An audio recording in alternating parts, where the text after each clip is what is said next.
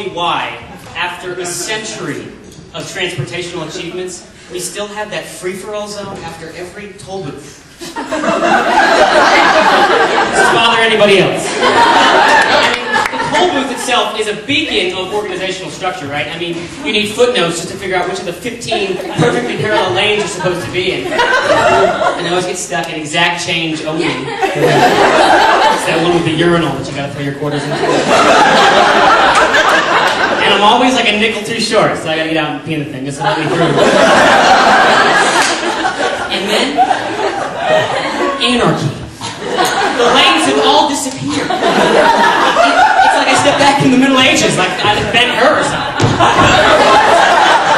Like soccer moms sideswiping me, cars burning, children wandering the highway. A freaking Viking ship rose by me. I throw my spear in the captain's head, just have to make my exit. Free for all. You know what it's like? It's like revolving doors. Am I the only one who thinks these are useless? Who thought these were a good idea? I want to meet the architect who was like, you know the problem with doors? They swing. Doors are meant to swing.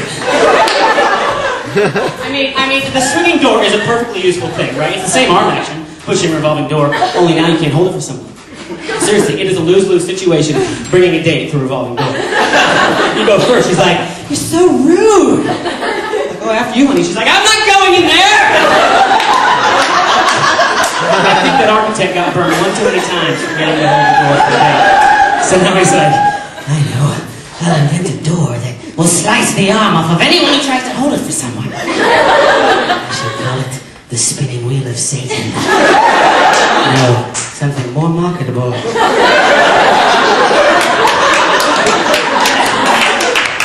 People think driving in the north is crazy. It's really not. And no matter how crazy it looks, there's unity to it. Same thing with the south. It's got its own set of rules, but everyone's on the same page. It's when the two sides drive together, that's when there's chaos. Like in Charlotte, North Carolina. It's a very metro area that attracts the north and the south alike, and the roads are nuts! I mean, there's no unity. Nobody knows what the other guy's doing. Everybody's getting in fights. And then you got like the New Yorker going, hey, Bomber Fred! That light just turned red like 5 seconds ago. Why'd you stop it, huh? You want to take you behind the Piggly Wiggly and put a bullet in your straw hat? And the Georgia boys are like, brother, you need to calm down. Talk a little slower. I ain't fixing to raise fists with you, no sirree. They just built an elevated train in Charlotte, North Carolina. So now the Civil War can be fought in the air. And the Northerners, they all know how to ride these things. You read your book, you sip your latte, listen to your iPod. You don't look at anyone, you don't talk to anyone. And then the locals get on. It's like they're tourists in their own city. You know? Hey, man, that's my house! Where'd you go? And it's all just a vain attempt to look more like New York. Seriously, so they got to go out and recruit all the riffraff. You got cops who walk up to the bums panhandling going, you fellas mind doing that on the subway? And they're bringing like the subway evangelist going, brothers and sisters, accept the Lord right now. Today is the day for salvation. But then you hear from the back of the train somebody going, brother, everyone on this train's already saved. The train is brand new. It's brand new. So everyone's learning the ropes. Even the announcer, he's going like, okay, we are now approaching South Tryon Street. Oh, shit. We missed it, folks. So, that reminds me of the time Billy Ray and I were going to shut it down to 421.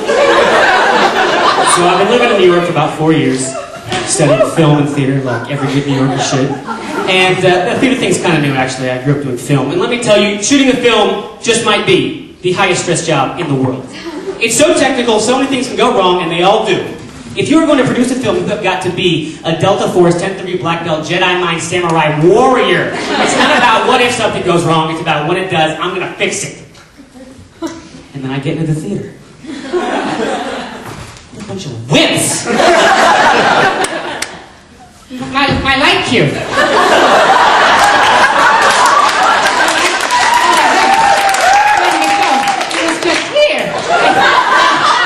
Breathe and go down the spine.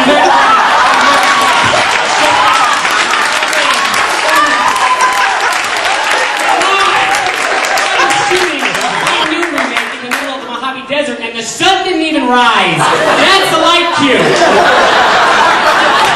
They're like, in this scene, I need to feel what you feel. I need to see what is going through your mind as she walks out that door.